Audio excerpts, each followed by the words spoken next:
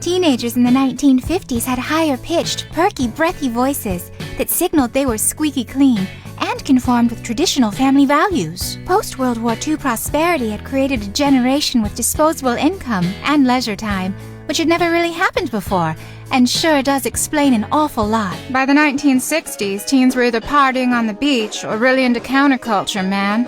It reflected two distinct responses to social upheaval, either living in a bubble of upper-middle-class wealth or rebelling against the status quo by embracing far-out but groovy ideas like peace and love. This one had a tougher, more jaded, grittier delivery that showcased a world weariness, disillusionment, and a loss of innocence due to counterculture failing to change society. Nobody was trying to be good or revolutionary. They were either trying to survive or embracing disco hedonism. Like the 80s, or more like specifically like the Reagan era, you know? Brought back like conspicuous like consumption. So we like have money and like perform vapidity as like a form of privilege. Like we're rich again and like safe. So we're like just going to act like nothing bad ever happened, you know? Like I'd never wear anything that wasn't like brightly neon or suggested I didn't go to prep school. Like gag me with a spoon. This was a weird decade because Gen X was still materialistic and largely privileged, but self-aware and ironic.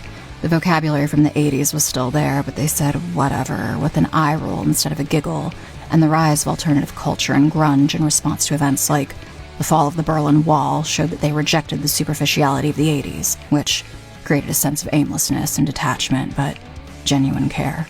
Post 9/11 America saw a return to superficial concerns after brief unity, and reality TV largely shifted the tone from sarcastic 90s speak to vocal fry, which was often used to sound more authoritative and professional, which I think is interesting to note did happen after so many girls and women were criticized for using uptalk.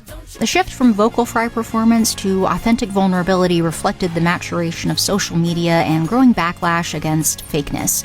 Teen girls stopped trying to sound like reality stars and started trying to just sound like themselves.